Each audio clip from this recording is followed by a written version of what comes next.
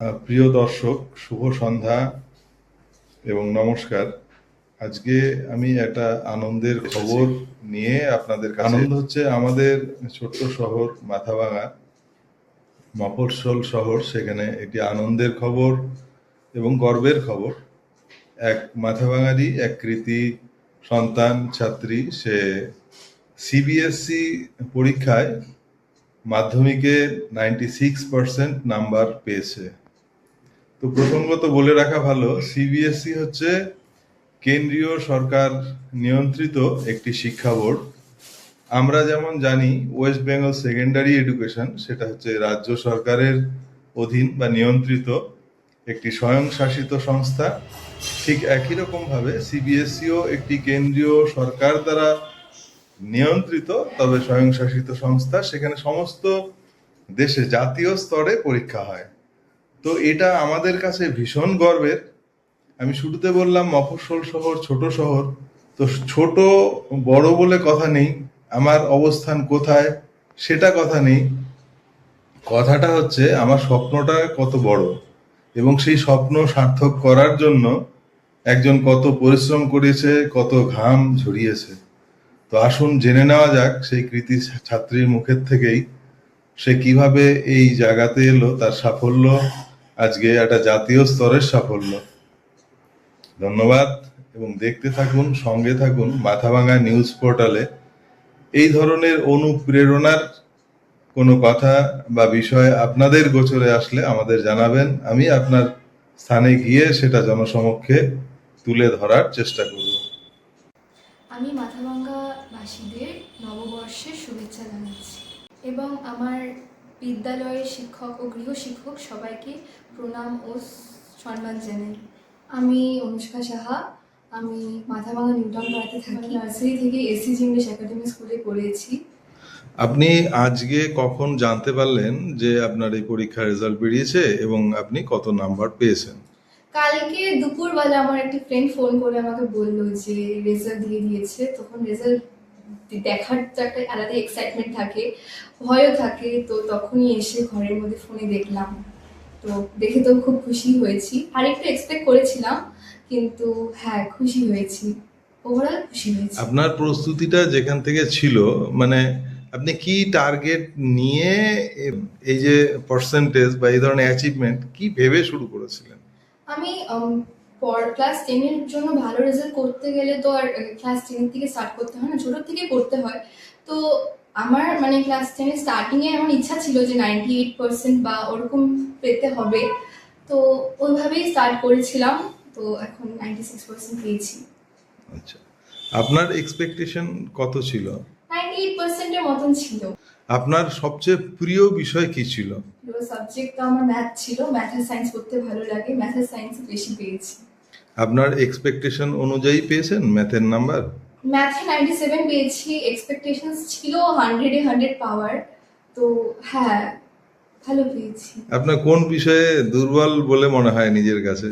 বেঙ্গলিতে। আপনার দৈনন্দিন যে পড়াশোনা করেছেন একটা নির্দিষ্ট নিয়ম মেনে বা রুটিন মেনে, সেই রুটিনটা যদি একটু বলেন আপনি। আমি সেভাবে রুটিন তো ফলো করতাম না। তো মানে ঘুম থেকে উঠতাম, যখন মনে হতো পড়াশোনা করা তখন পড়তাম। বেশিরভাগ রাত্রিটাই পড়েছিলাম, মানে সকালে সেভাবে পড়া হয়নি। আপনার এই যে প্রস্তুতি নিয়েছেন, সেখানে কজন গৃহশিক্ষক আপনার ছিল? আমার ক্লাস 10-এ ছিল 6 জনের মতন। তো প্রসঙ্গক্রমে আরেকটা বিষয় জানতে চাইবো, আপনার বাবাও একজন শিক্ষক, তো উনি আপনাকে বিশেষভাবে এই কোন বিষয়ে সাহায্য করতেন? আমার বাবা তো ইংলিশ টিচার বিবেকানন্দ বিদ্যা মন্দিরে। আমাকে ছোট থেকে বাবাই ইংলিশ দেখিয়েছে। এই ক্লাস 10-এ উঠে আমি প্রথমবার ইংলিশের টিউশন নিয়েছি, কিন্তু বাবা পুরো হেল্প করেছে, সব সাবজেক্টে হেল্প করেছে, ইংলিশে বেশি করে হেল্প করেছে। আচ্ছা, এই যে একটা লক্ষ্য নিয়ে আপনি যাত্রা শুরু করলেন, সেখানে যাত্রাপথে আপনার কখনো মনে হয়েছে যে আমি পিছিয়ে যাচ্ছি, বা চাপ, প্রচুর চাপ মানসিকভাবে এরকম মনে হয়েছে কখনো যে? এমন তো সব মানে সবকিছুরই মানে আপস এন্ড ডাউনস তো থাকেই। তো আমারও মনে হয়েছিল, অনেকদিনই মনে হয়েছে, মানে পড়া পড়া নতুন নতুন নতুন নতুন পড়া, তখন একটু হার্ড হার্ড লাগতো।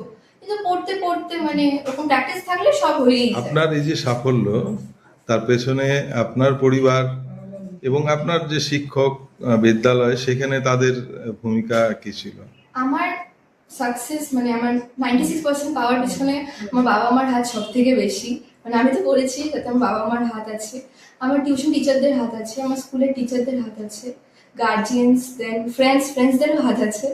তো হ্যাঁ, ওদেরকে থ্যাংক ইউ বলবো, সবাইকে থ্যাংক ইউ বলবো। আচ্ছা, ফ্রেন্ডসদের সাথে আপনার কিরকম রিলেশন ছিল? সেটা কি কেরিয়ারের দিক থেকে কখনো জেলাস একটা সম্পর্ক তৈরি হয়েছে, নাকি কোঅপারেটিভ? আমার ফ্রেন্ডসরাও খুব কোঅপারেটিভ, মানে আমরা সারাদিন ঘুরবো ফিরবো, then পড়াশোনা করবো, এরকমই ব্যাপার ছিল। কেউ জেলাসি কোনো এরকম ব্যাপার ছিল না আমাদের মধ্যে। আচ্ছা আচ্ছা। তো ভবিষ্যতে যারা এই বিষয়ে প্রস্তুতি নেবে, সিবিএসই বোর্ডের পরীক্ষা দেবে, আগামী যারা দেবে, তাদের জন্য আপনি কি বার্তা দিতে চান?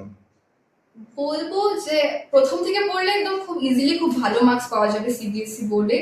রেফারেন্স বুকস, দেন পিওয়াইকিউজ এগুলা করলে খুব ইজিলি, মানে 95% পাওয়াটা খুবই ইজি, খালি কনসিস্টেন্ট থাকতে হবে, এটাই দিয়ে।